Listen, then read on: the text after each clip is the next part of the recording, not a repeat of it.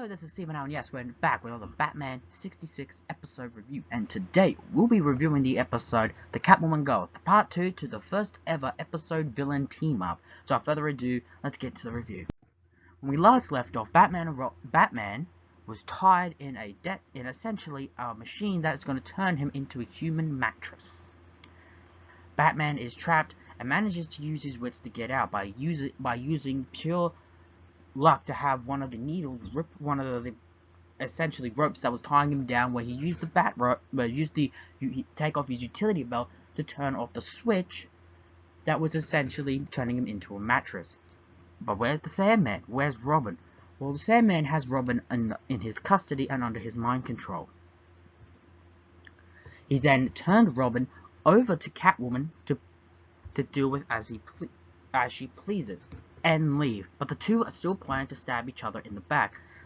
Catwoman then has Robin be placed into this cat maze where she's put essentially the undercover cop in there too, and essentially it's either get shot here or try to find your way out. However, there is a catch. You get to the middle, there is no way out. You're trapped in there forever. Robin goes in and tries to find his way out.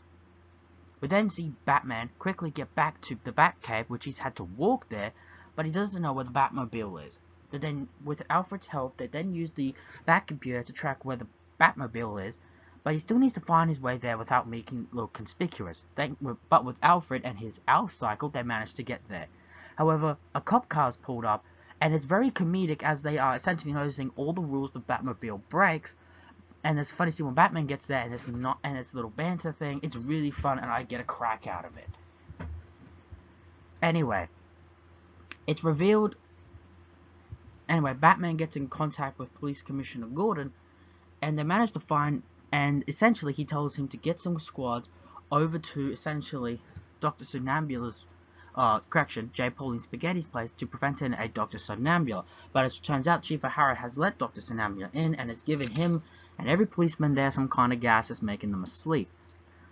Gordon then calls up Batman about this, but before that, he's also given yet another phone call with Dr. Somnambula taking J. Pauline Spaghetti to the island where she's making this noodle recipe, and he informs them about Catwoman's hideout.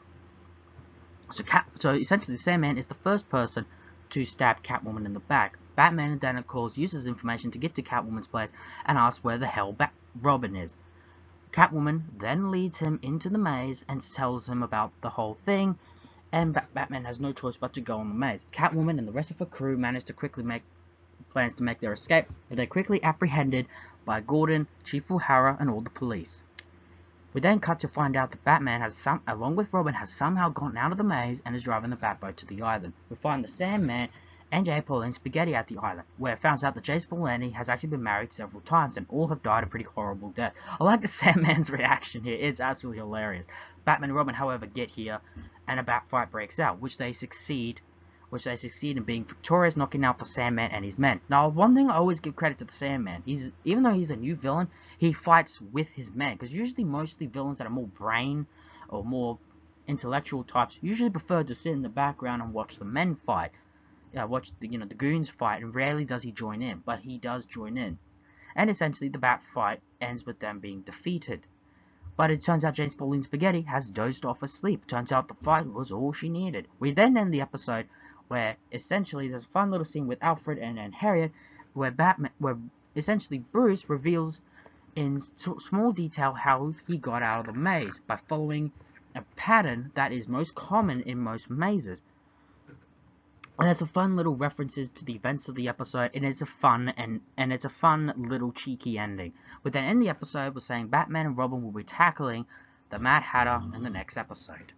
Nothing has really changed with the main cast. Again, Commissioner Gordon and Chief O'Hara are still bumbling as ever, and even though we do see them trying to be more involved in helping apprehend the Sandman and Catwoman, it's clear that Batman and Robin have done most of the legwork. Alfred and Harriet's scenes at the end are still fun. However, I will admit, the idea of Robin being captured and Batman trying to find him is, again, it feels kind of fresh, but also, again, repetitive. We had that before, but it still feels... But because it has been done in such a long time, it does feel very fresh. I like also the idea. I also found it funny when Batman is trying to find the Batmobile and the police pull him up. The whole pull-up scene is funny, and I'm laughing as we chuckle throughout the episode. But of course, what about the villains? The Sandman for me is still a pretty fun and entertainable villain. It's really sad that this two-part will be the last time we'll see him. I like the idea of an established villain teaming up with the newcomer. The Sandman is very new in the fact that we know very little about him. The only thing we do know is he's a notorious criminal with a big reputation and is in town. I like that about him. The Sandman, the sleepwalking gimmick are really fun. And I think Michael Rennie, I believe, portrays this type of role to perfection. He may be considered not that great of a villain when compared to other villains that have been introduced in the series, but I like him to be very different. I wouldn't have minded him coming back for another round, but I could see why probably not. Personally, I would have loved to have seen him come back. But it is what it is. Julie Newmar's Catwoman is still fun and felonious, fierce as ever.